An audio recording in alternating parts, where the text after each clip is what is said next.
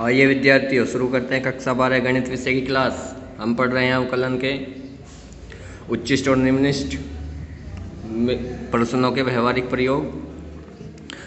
तो इसकी कुछ वीडियो आपको मिल चुके हैं। आशा करता हूँ आप उन वीडियो से प्रश्नों को अच्छी तरह समझ चुके होंगे। अब हम आगामी प्रश्न देखते हैं। तो ये आपकी बुक का प्रश्न नंबर 12 है। एक 28 मीटर लंबा तार, उसको दो टुकड़ों में बांटना है और एक टुकड़े से वर्ग बनाना है, दूसरे से वृत्त बनाना है। दोनों टुकड़ों की लंबाई कितनी होनी चाहिए ये आपको बताना है, ताकि उनका संयुक्त क्षेत्रफल यानी कि उनके जो दोनों क्षेत्रफलों का योग है वो न्यूनतम हो। तो दोनों टुकड़ों की लंबाई भी बतानी है और उनका क्षेत्रफल न्यूनतम सिद्ध करना है। तो आपने मान लिया पहले भाग की जो लंबाई वो x मीटर है, तो दूसरे भाग की लंबाई 28 माइनस x हो जाएगी या नहीं भाई।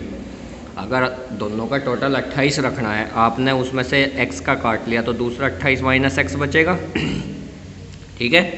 अब आप इसमें हमें देखो ये सिद्ध करना है कि जो क्षेत्रफल है ए से हम प्रदर्शित कर रहे हैं वो वर्ग का क्षेत्रफल और वृत्त के क्षेत्रफल संयुक्त रूप से यानी कि प्लस लगा के यो वैल्यू आपको क्या लानी है, यो वैल्यू लानी है मिनिमम। वर्ग का क्षेत्रफल क्या होता है, भुजा की घात 2। वृत्त का क्षेत्रफल क्या होता है, पाई आर स्क्वायर। तो इसमें भुजा की वैल्यू चाहिए और इसमें आर यानी त्रिज्या की वैल्यू। अब आप देखें, मान लो आपने पहला टुकड़ा लिया, ये पेन है जो पहला टुकड़ा है, तो इस टुकड़े से आपको वर्ग बनाना है। क्या बनाना है, वर्ग। तो वर्ग बनाना है तो ये टुकड़ा आप ऐसे 4 भाग में मोड़ोगे ना, ऐसे करोगे एक लाइन, फिर ऐसे करोगे 2, ये ऐसे करोगे। तो ये जो पूरी लाइन है, ये जो पूरा टुकड़ा है, इसे चारों तरफ को घुमाना है। और ये पूरा टुकड़ा कितने का है, x का है। तो अगर इसे आप चारों तरफ को घुमा दोगे, इससे वर्ग बना दोगे, तो वो वर्ग का परिमाप हो जाएगा, नहीं है हो जाएगा जितनी इसकी लंबाई है। तो बस ये देखिए, ये हो गया वर्ग का परिमाप बराबर x। वर्ग का परिमाप हो गया x। तो वर्ग का परिमाप होता है क्या, 4 गुणा भुजा बराबर x। तो भुजा बराबर होगी x बटा 4। ऐसे ही दूसरा देखो, दूसरे टुकड़े की लंबाई कितनी थी, वो था 28 माइनस एक्स। उससे क्या बनाया गया था, वृत्त। तो वृत्त का परिमाप कितना हो जाएगा, 28 माइनस एक्स। यहाँ से 2 पाई आर होता है 28 माइनस एक्स, आर बराबर आ जाएगा यो। समीकरण 1 में रख दो, वर्ग का क्षेत्रफल भुजा की घात 2 तो भुजाई थी x बटे 4, वर्ग यो आ गया।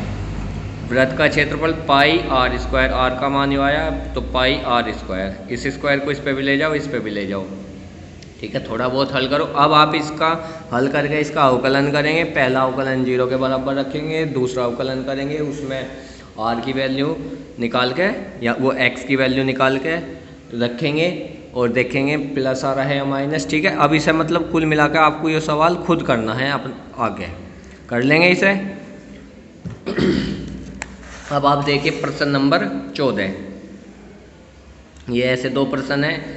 तो इसमें है प्रश्न नंबर 14 है, 45 सेंटीमीटर और 24 सेंटीमीटर लंबाई 45, चौड़ाई 24 सेंटीमीटर की टीन के को कोनों, एक टीन है उसके कोनों पे से वर्ग काट लिया, और जो वर्ग काटने के बाद यो जैसे यो टीन थी, यो इसका एक कोना यहाँ से काट दिया, एक कोना यहाँ से काट दिया, एक कोना यहाँ से, एक कोना यहाँ से, तो ये वर्ग बच गया। तो अब यो हिस्सा बच गया ना, यो इतना। ठीक है, तो इस हिस्से से जो बचा है उससे संदूक बनाना है बिना ढक्कन का। तो अब आप बताओ उस संदूक का आयतन आपको एक तो मैक्सिमम सिद्ध करना और ये बताना है कितना काटा है वर्ग। तो हमने मान लिया कि एक कोने से काटे गए वर्ग की भुजा x है।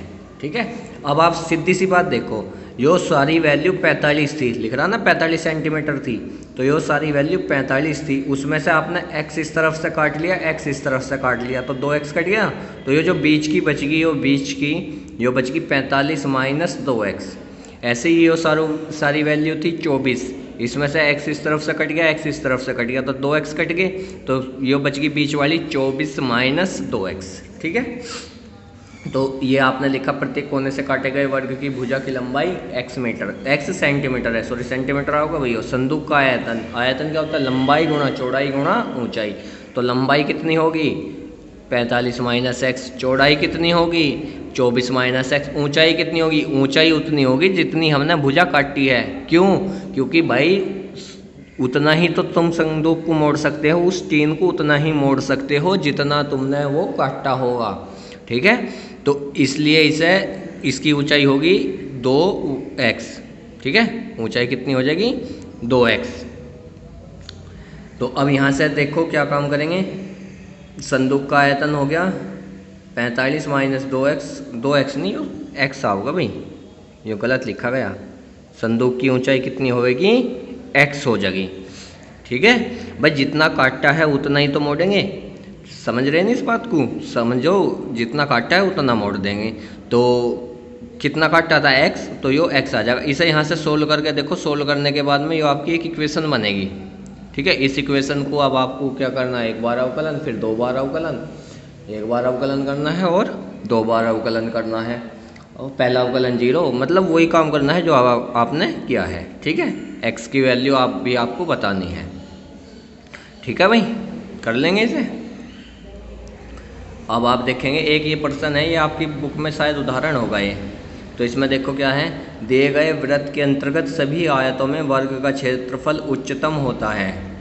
तो एक वृत्त बनाना है, उसमें आप चाहे कैसा भी आयत बना लें, और उनका अगर आप क्षेत्रफल ज्ञात कर रहे हैं तो जो वर्ग बनेगा ना, जो वर्ग बनेगा उसका क्षेत्रफल उच्चतम होगा। मतलब हमें सिद्ध करना है कि हमने एक वृत्त बनाया, देखो ये एक वृत्त बनाया, इस वृत्त की त्रिज्या क्या है a, तो ये वृत्त तो हमें दे रखा है, तो इसकी जो त्रिज्या व्यास जो कुछ भी होगा वो हमारे लिए कांस्टेंट होगा। तो हमने मान लिया वृत्त की त्रिज्या a है। अब हमने इसमें एक आयत बना दिया, इसकी लंबाई x और चौड़ाई कितनी है y। ठीक है, तो इस त्रिभुज में देखो त्रिज्या जो होती है यहाँ से यहाँ तक त्रिज्या, लेकिन ये सारा क्या है, व्यास। व्यास क्या हो गया, त्रिज्या का दुगुना, तो ये 2a हो जाएगा या नहीं, तो ये पाइथागोरस प्रमेय लग जाएगी। कैसे, कर्ण का वर्ग बराबर लंब का वर्ग प्लस आधार का वर्ग, ऐसे करके लग जाएगी। तो कर्ण है इसमें 2a, आधार है इसमें x और लंब है y, तो ये लग गई पाइथागोरस प्रमेय। ठीक है, हमें देखो सिद्ध करना है, एक तो इस आयत का जो क्षेत्रफल है वो मैक्सिमम है, और एक ये जो आयत है ये एक वर्ग है। और वर्ग कब होगा, जब इसकी आमने सामने की भुजाएं बराबर होंगी। तो देखो आयत में क्या होता है, यो भुजा इस भुजा के बराबर होती है और यो भुजा इस भुजा के बराबर होती है। लेकिन अब हमें बनाना है इसका वर्ग, तो हमें चारों बराबर करनी पड़ेगी।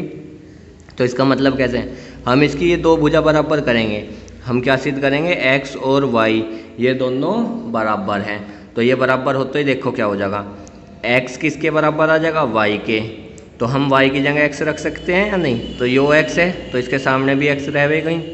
अब y और x दोनों बराबर सिद्ध करेंगे, तो इस y का क्या लिखेंगे, x लिखेंगे।